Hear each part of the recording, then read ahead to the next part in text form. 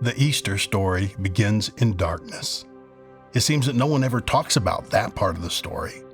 Instead, we announce the resurrection with Easter lilies, the sound of trumpets, and bright streaming light. But that's not the way the story's told. Easter began in darkness. New life begins in the dark.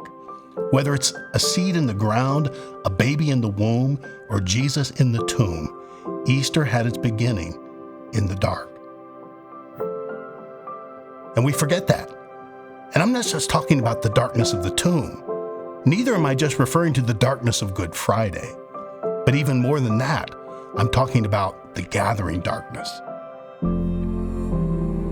The intense opposition from religious leaders, a betrayal brewing among his closest companions, a cowardly government official caving to the pressures of a mob, and the enemy of our souls throwing all the resources of hell at Jesus, not just to stop him, but ultimately extinguish the Son of God.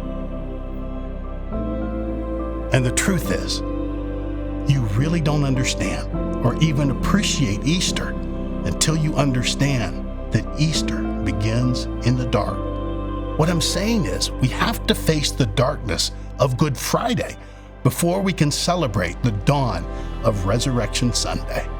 We need to feel the betrayal of Thursday, the pain of Friday, and the grief of Saturday before we can truly celebrate the joy of Sunday.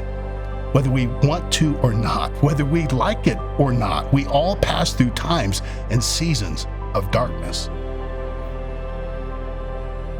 Maybe you're going through that right now. I want to remind you, Easter is good news to everyone stumbling in the darkness, to all who are crying out in the night, to anybody who's desperate for someone to light the way ahead. So this year, I want us to see Easter like we've never seen it before.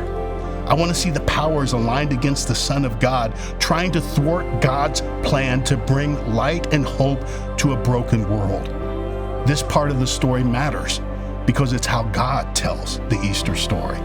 This part of the story matters because it's so much like our own. Because we live in a world that's far from perfect.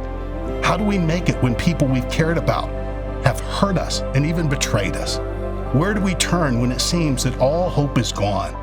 When everyone and everything is aligned against you, what gives you hope? This is the part of the Easter story that seldom gets told, but it's the part we desperately need today. Easter begins in the darkness.